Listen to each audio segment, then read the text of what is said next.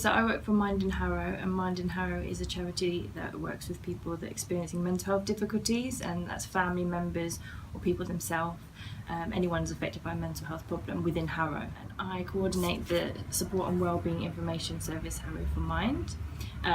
Basically it's an information and advice service for anyone living and working in Harrow over the age of 18.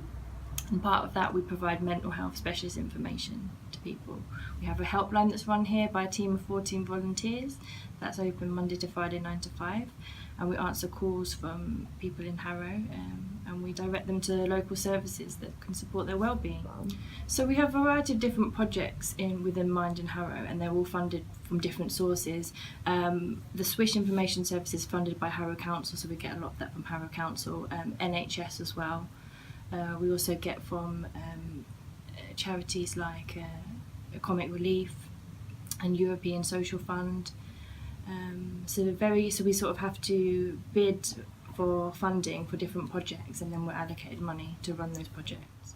I think with funding it's always a challenge, because I think it's based on contracts year by year, so we have to rebid for things and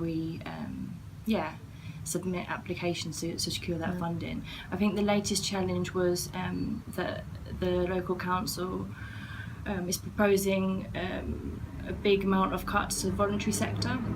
So that would impact us, and it also impacts a lot of our local charities, and that's a real risk and a real challenge for us, especially us running the information and advice service.